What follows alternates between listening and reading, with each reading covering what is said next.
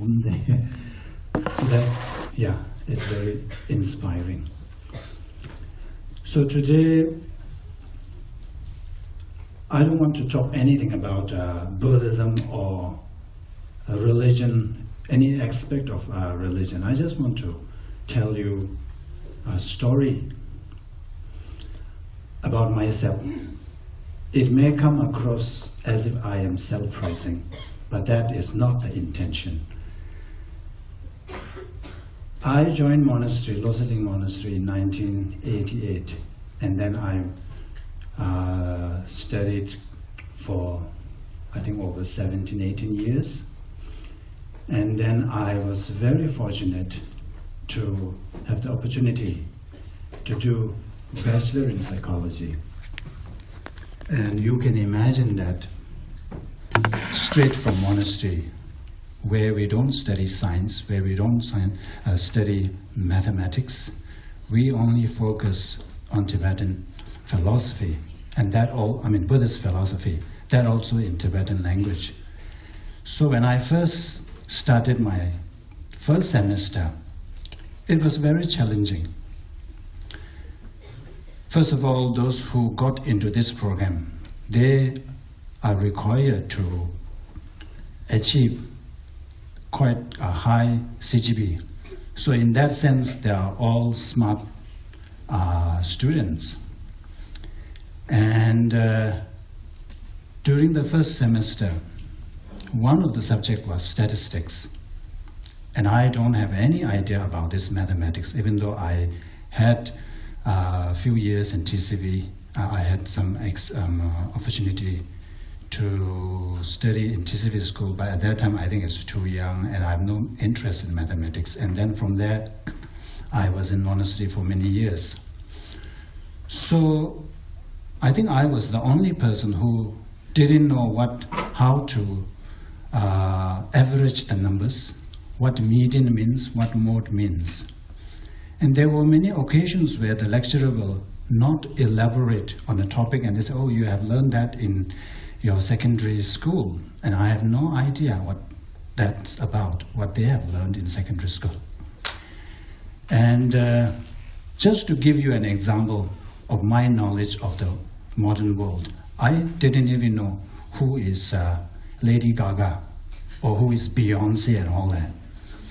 So many times the lecturer will bring those in to relate into a particular concept, and I have no idea. I remember one time I was asking my friend, asking, who is this Lady Gaga? So he used his iPad and then showed a YouTube. So then I know that was a singer, maybe a famous singer. So with that kind of condition, I had to sort of compete with my classmates. Even though it was very challenging, I managed to finish my degree.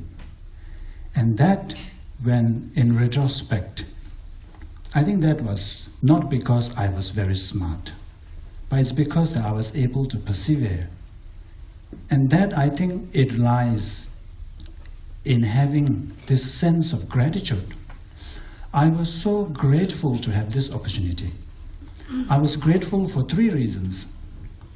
First of all, as a monk who didn't go to conventional schools, who didn't have conventional certificates, it is impossible to get into a tertiary education on what you call universities. There's no way, but I managed to get in. And secondly, even if you are able to get into a university, but nowadays the fees, education fees, very expensive. As a monk, I have no income. It's impossible to afford to do a course in a university. But I was very fortunate. The university gave me scholarship, full scholarship. And then another reason is that in monastery, we have thousands of monks. But among the 1,000, I am one of those handful of monks who can speak English. So I have these 3 reasons to be very grateful. So when I got this opportunity So even though there are so many hardships, I keep telling myself that this is such an opportunity you should not waste. So that really sort of pushed me and to overcome all the difficulties. So that I think that that's because of this, having this sense of gratitude. So it is very important to really appreciate what you have. Most of the time, we take everything for granted, especially here. So when the basic needs are so high, when everything comes so easily and everything is so comfortable, so we tend to take everything for granted. Even have this opportunity to gather here, we just take it for granted. We don't realize that how many people have put effort and time in making this possible. We don't think that. And then you all are going to school. And I think if you have been to India, anybody who has been to India? Okay. So you know in India the situation. I think you have seen your age, instead of studying in school, they are on the streets begging for money, begging for food. And then you may also have seen in the restaurants where children of your age washing the dishes, mopping the floor. So that is the fate or the condition of children in India.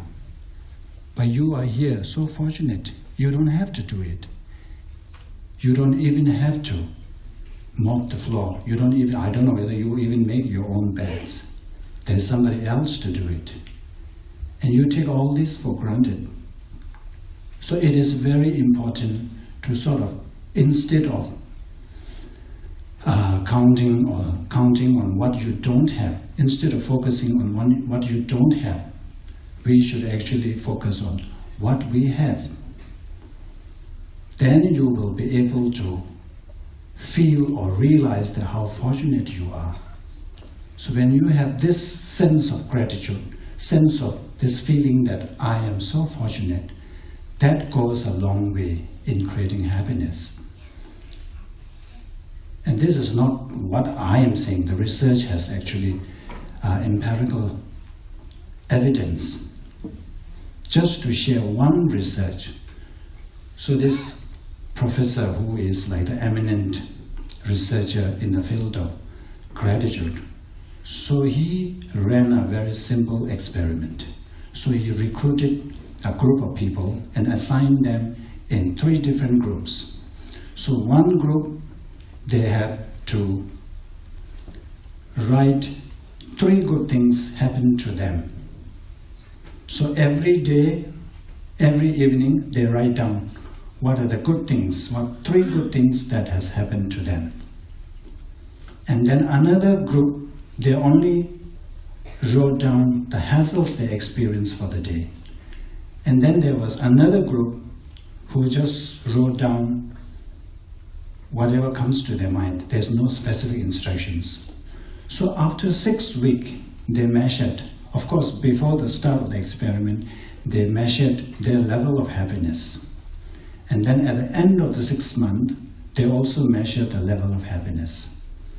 And they found out that those who wrote down the 3 good things, those who listed the 3 good things happened to them, compared to the rest of the group, their happiness level has increased markedly, significantly increased.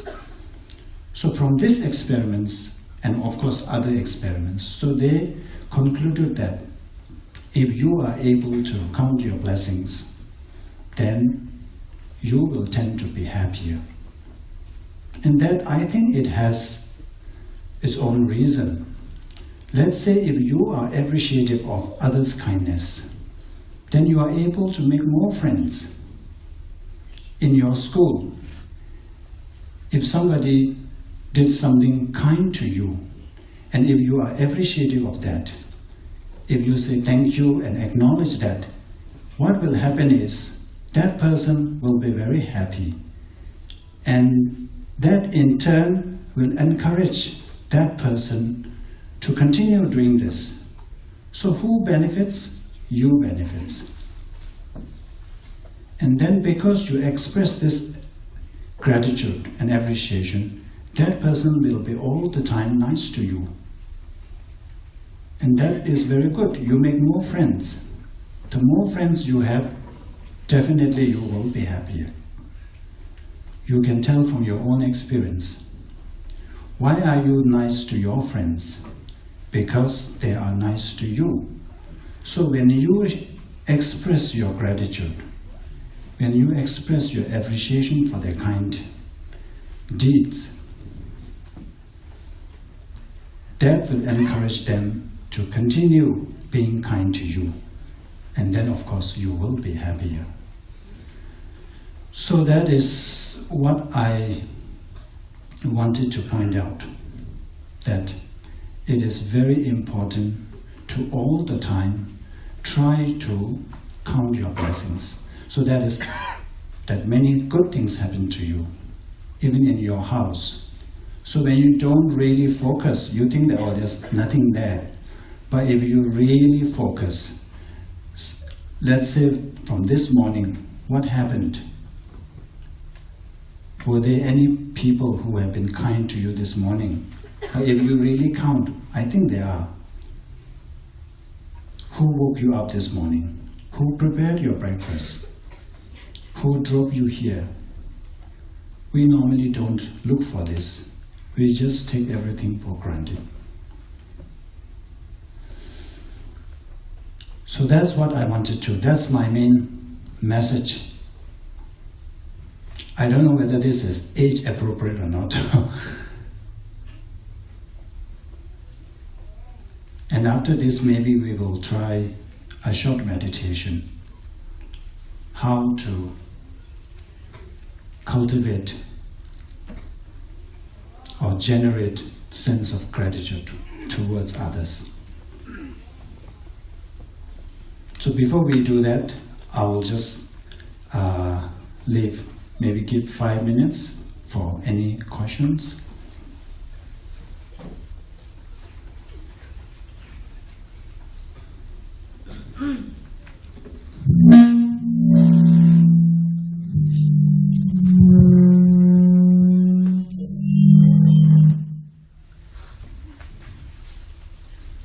Any questions?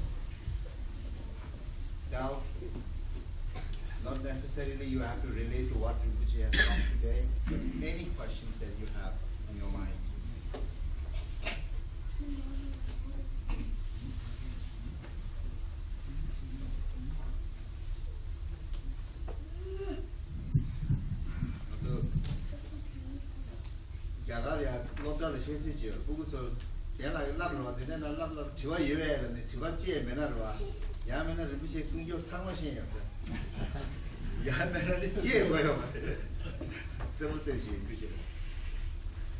I hope it's not the later one.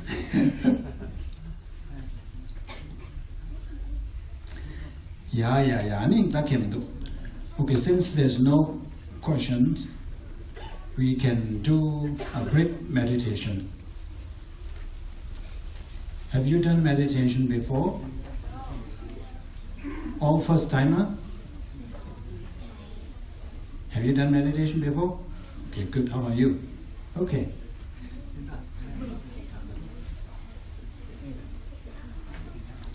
Okay, so we will just do a brief meditation. Very easy one. So first, in the meditation, your sitting posture is very important.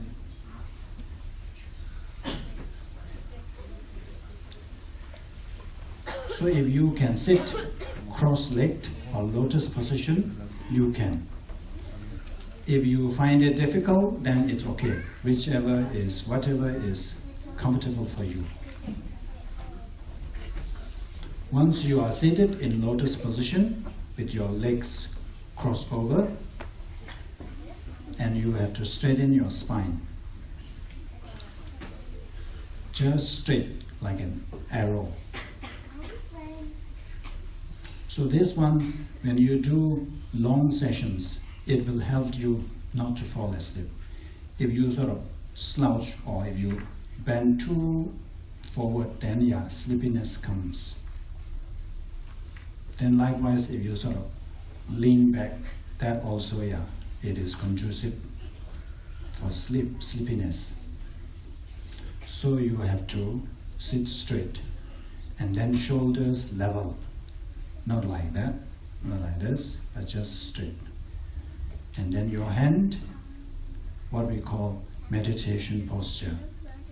So this is your left hand. On the left palm, you place your right palm like this. And then try to touch these two thumbs.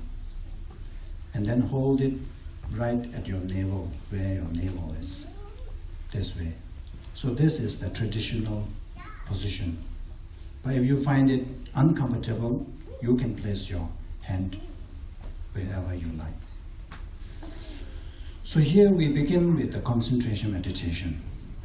So nowadays, mindfulness meditation, I think you have come across this word. It has become so popular. Everywhere they talk about mindfulness. There are thousands and thousands of research done on this concept. So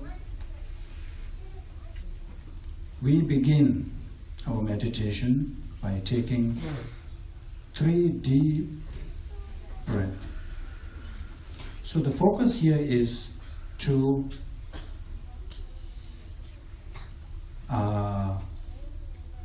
what is the word now? To be able to keep your mind focused on your breathing. Normally when we close our eyes, our mind starts to wander. So here we are trying to bring your mind back and then try to focus, remain focused on the object, which is here in this case, it is your breath. So if you find it very distracting, you can close your eyes. You can close your eyes and then begin. First, relax yourself.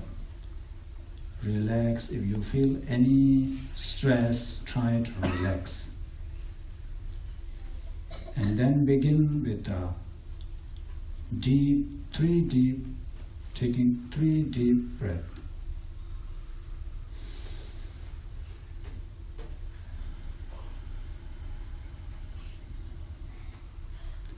As you breathe in and out, imagine that all the stress, wherever the area of stress or tense are built up, imagine that all these sort of released and you feel relaxed.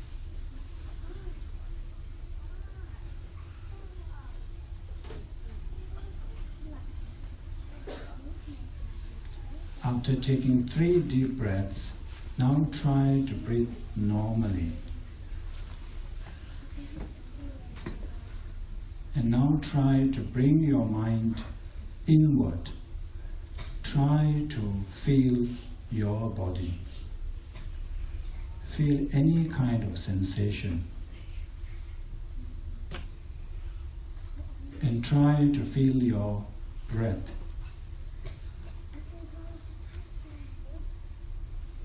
Try to locate an area where you feel your breathing the most prominent, most pronounced. It could be your chest, it could be your abdomen, or it can be your nostril. Whichever you find is easy to focus, try to focus your mind on that area and then continue breathing in and out.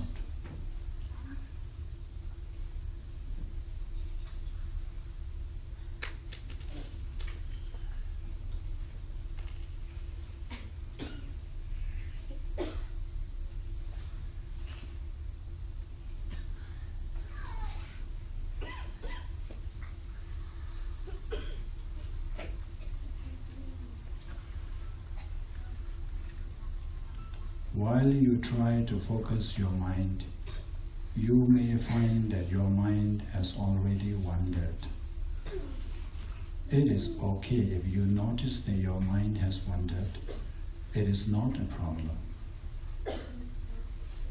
Just acknowledge that and then bring your mind back to your breathing. We will do this for maybe 2 minutes.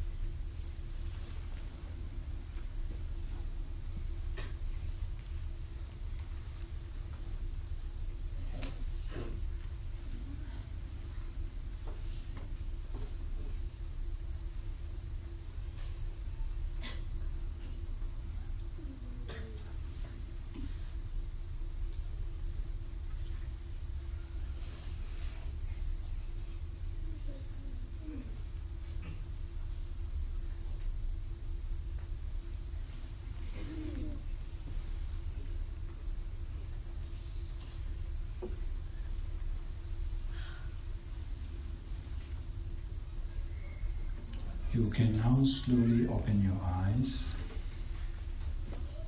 and conclude your meditation.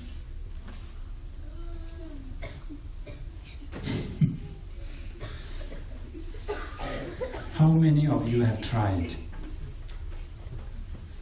1, 2, 3, 4, 5, 6, 7. Okay. You want to give any feedback? How was your experience?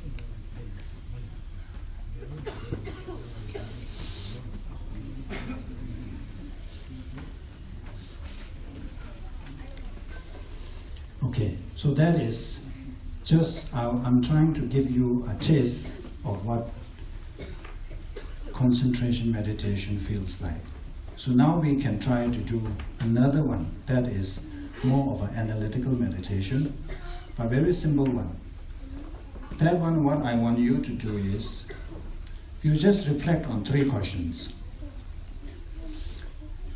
For children, I think you can use your parents in relation to your parents.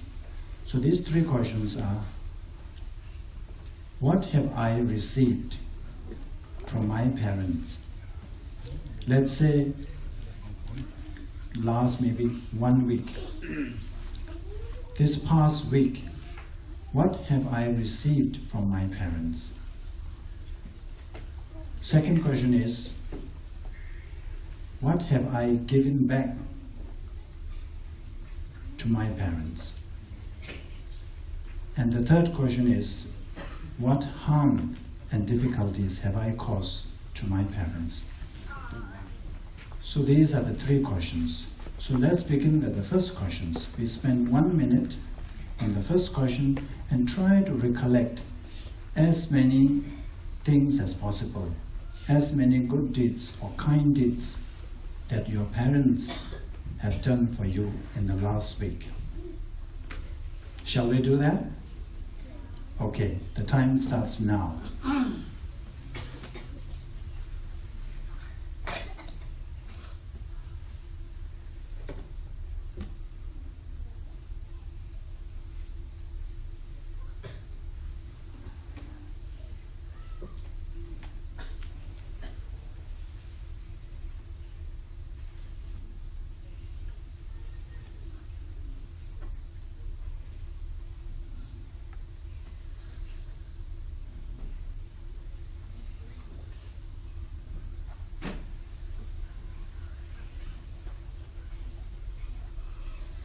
Okay, now we can reflect on the second question.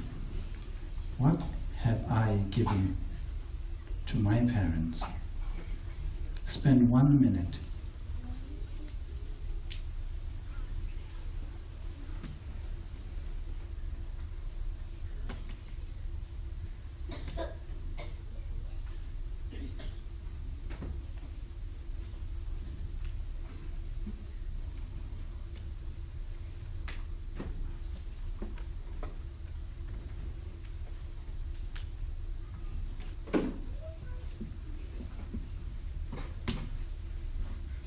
And then the final question: what harm and difficulties have I caused my parents? Let's begin.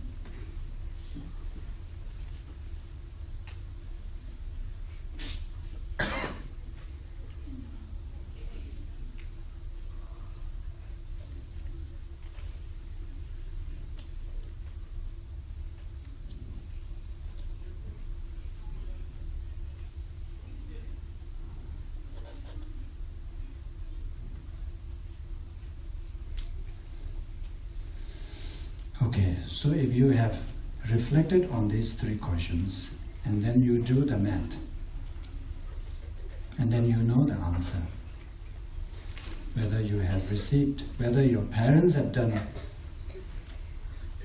a lot to you, or you have done, or whether you have, how much difficulty and harm you have caused to your parents. Anybody want to share?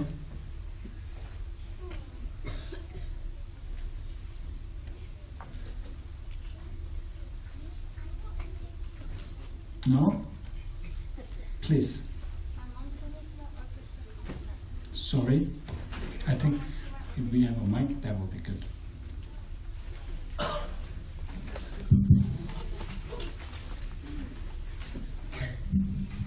My mom went to my orchestra concert. Okay. And what about the second question? Third question? Okay. Anyone?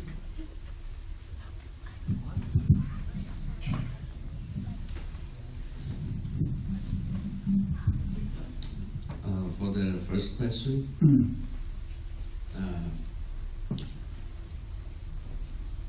so I feel like what I am, everything that I have is given from my parents.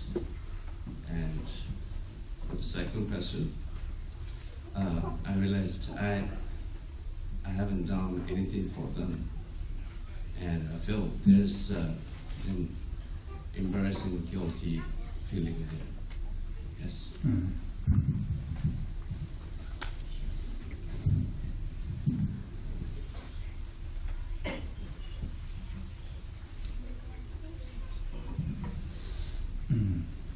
Anyone? Okay. Let me share you mine.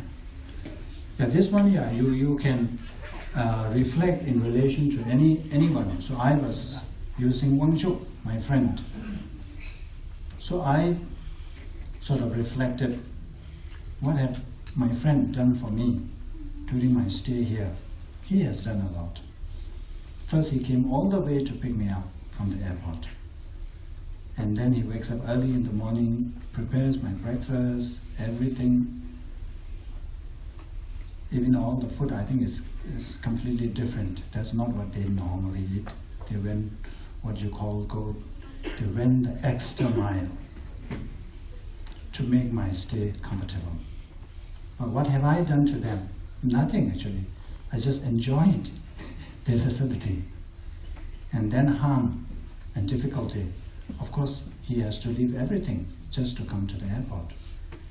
All his plan was put on hold because of me. So this is very good, this kind of reflection. So you can do if you have difficulty with your spouse, with your partner. So normally we have this tendency, even though the person has been kind to us countless times, but when one thing went wrong, we single that out. We focus on that and we erase all the good things the person has done. So if you honestly reflect on these three questions, then you are able to forgive the person for one mistake the person has done or person has committed. And you are able to appreciate the person more. And with that appreciation, of course, you are able to improve your relationship. So this you can do in relation to anybody, with strangers, with friends, with your spouse, with your parents. So that is known to be quite effective to cultivate a sense of profound sense of gratitude. So that's all I wanted to say.